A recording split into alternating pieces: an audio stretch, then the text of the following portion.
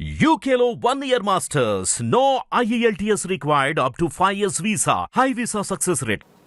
ఆయన ఒకవేళ వాళ్ళ మమ్మీ డాడీ వాళ్ళు ఇట్లా అంటారు, నువ్వు పెట్టే టార్చర్కి మళ్ళీ వాడు ఏమన్నా సూసైడ్ అటెంప్ట్ చేసుకుంటే ఇట్లా అనేసి అంటున్నారు మేడం. అమ్మా ఇప్పుడు మీరు పెట్టే టార్చర్ కంటే ఆయన మిమ్మల్ని పెట్టిన టార్చర్ ఎక్కువ అని మీరు అంటున్నారు. అవునా? ఇప్పుడు నువ్వు మాట్లాడే మాట ఎట్లా ఉందంటే మా ఆయన నేనే టార్చర్ చేస్తున్నానండి అని నువ్వే నమ్ముతున్నావు. నేను నమ్మట్లే ఇక్కడ. అప్పుడు నువ్వు అనకూడదు ఆ మాట. వాళ్ళు అంటారు మేడం అట్లా. అరే నీకేం చెప్తున్నా, ప్రాబ్లం నీది. కానీ ఆయన ఒక సడన్ గా ఏమైనా చేసుకుంటే అప్పుడు నీకు ఆ భయం ఉంది అంటే నువ్వు హెరాస్మెంట్ చేస్తున్నట్టే. నువ్వు చేసుకున్నావా సూసైడ్ అటెంప్ట్? చేసుకున్నావు. ఎప్పుడు చేసుకున్నావు? నిన్ను హెరాస్మెంట్ చేసినప్పుడు చేసుకున్నావుగా. మీ ఆయన ఎప్పుడు చేసుకుంటాడో తెలుసా? నువ్వు హెరాస్ చేస్తే చేసుకుంటాడు. నువ్వు నిజమేమో అని మేము నమ్ముతున్నావు. నిన్ను నువ్వే నమ్మట్లేదు ఇక్కడ. నా టార్చర్ నేను టార్చర్ పెడుతున్నాను మా ఆయన సూసైడ్ చేసుకుంటే అండి అంటే ముగ్గురు పిల్లలు భార్యని వదిలేసి సూసైడ్ అటెంప్ట్ చేసుకుంటాడా? అప్పుడు నువ్వు రియలైజ్ అవ్వు. ఎందుకంటే అందరినీ ఒక సిఐడి ఇన్వెస్టిగేషన్ చేసి మీ బ్రెయిన్ లోకి వెళ్ళి మేము కనిపెట్టలేం. నువ్వు హెరాస్మెంట్ చేస్తున్నావు, నువ్వు ఆల్రెడీ పట్టించుకోవట్లా, నువ్వు మీ అత్త మావ పడట్లా, ప్రతి మాటకి గొడవ పడుతున్నావు, డే 1 నుంచి హెరాస్ చేస్తున్నావు. ఇది ఇందాక నేను మాటలో మాట్లాడా. నువ్వు ఇంటికి రాగానే న్యూసెన్స్ స్టార్ట్ చేస్తున్నావమ్మా, ఆ న్యూసెన్స్ పడలేక ఆడేదో సైడ్ ట్రాక్లు తొక్కుతున్నాడు అని. నీకు ఇందాక ఇంకో మాట కూడా చెప్పా, పోలీసులు కౌన్సిలింగ్ అంటే మీరు కౌన్సిలింగ్కి వెళ్ళాలమ్మా అని. మీ వల్ల మీకు అనిపించకపోవచ్చు, నీకు 90% టార్చర్, ఆయనకో 30% టార్చర్. నువ్వు అంత అపరూపంగా ఏం కూర్చొని ఉండవు కదా. నీకు బాధ వేసినప్పుడు నువ్వు రియాక్ట్ అవుతావు. నీ రియాక్షన్ ఆయనకి టార్చర్. ఆ రియాక్షన్ అవ్వడం తప్పని నేను అనట్లా. ఆయన బాగుంటే నువ్వు రియాక్ట్ అవ్వవుగా. కాబట్టి ఆయనకి స్టార్టింగ్ నుంచి నీకు ఎక్కడెక్కడో అత్తగారి దగ్గర నుంచి స్టార్ట్ అయింది.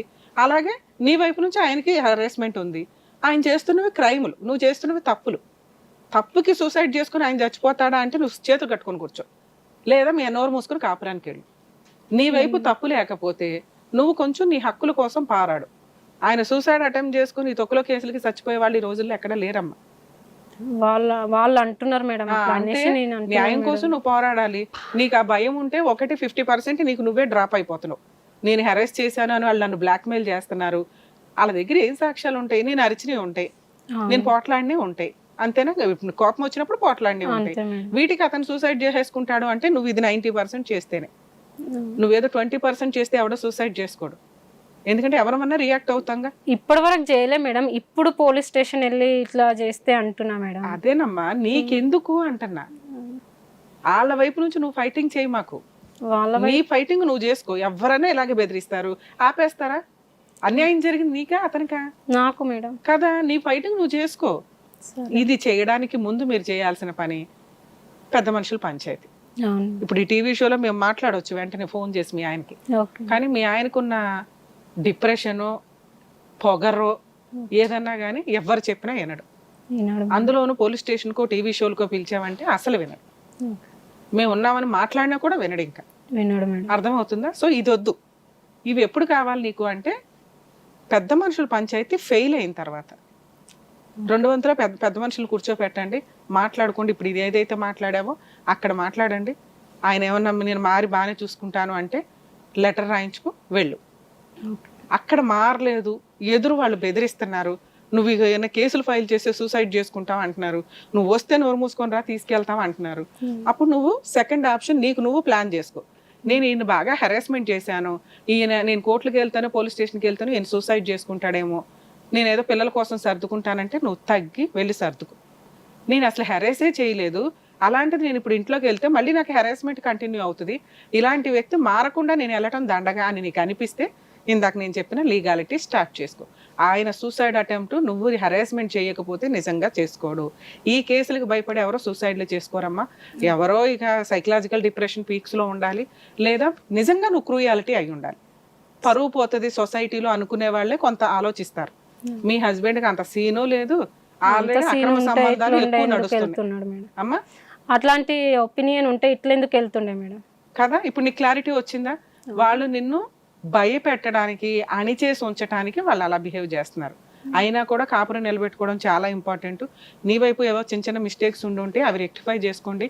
మీరు తీసుకునే డెసిషన్, 3 పిల్లలకి తండ్రి అనేవాడు ఉంటాడు. అతను రావద్దు అంటే మనం సీరియస్గా వెళ్ళొచ్చు. అతను రమ్మంటున్నాడు, కానీ కష్టం ఇక్కడ నీ ఒక్కదానికి, నీ పిల్లలకు కాదు. నీ పిల్లలకి తిండి పెడుతున్నాడు, స్కూల్ ఫీజులు కడుతున్నాడు, అవన్నీ జరుగుతున్నాయి. నువ్వు ఒక్కదాని ఇప్పుడు డెసిషన్ తీసేసుకోవడం వల్ల పిల్లలు 3 నువ్వేమైనా పోషించగలవా? ఏమీ పోషించలేవు. ఏమన్నా పని చేస్తున్నావమ్మా అంటే ఏమీ చెయ్యట్లే. ఖాళీగా కూర్చొని పడి తింటున్నావు, ఎందుకు ఇంత డిప్రెషన్?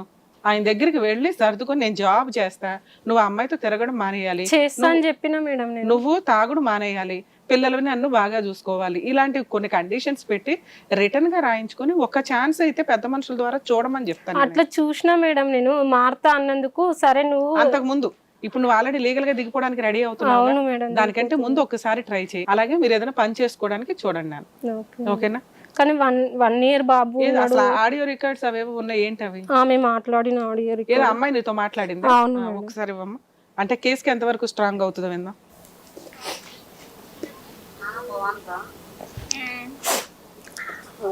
అయ్యిందా డిన్నర్? అదే డబ్బులు ఇవ్వలేరంట కదా, అదే ఇక నిన్న చిట్టి డబ్బులు గొడవ అడుగు. చేసి చిట్టి మా డబ్బులు. ఆయనకు ఫోన్ చేసి మా ఆయనకు ఫోన్ చేసి ఏమన్నాడు? అదే మళ్ళీ డబ్బులు వేసిండే నేను చూసుకోలేకుండే, నేను అడిగినా అని చెప్పినాడంట. నేను అసలు అడగలేదు అమౌంట్. అవునా? ఆ అమౌంట్ మళ్ళీ ఏమని చెప్తేనే నాకు ఫోన్ చేసినాడంట.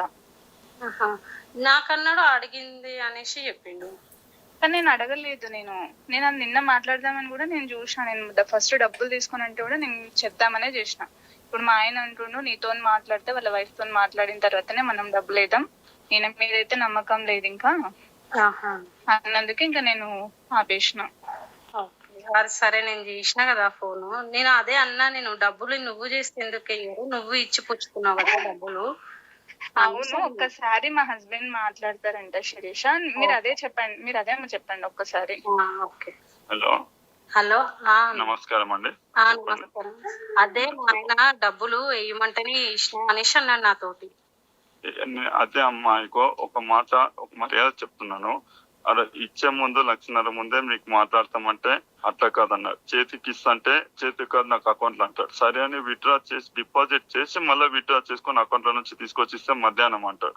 మధ్యాహ్నం తర్వాత పంపిండ్రు. మా భార్య పైన కూడా కోపం వచ్చేసి పంపిణీ నాకు పంపాలని చెప్పాను.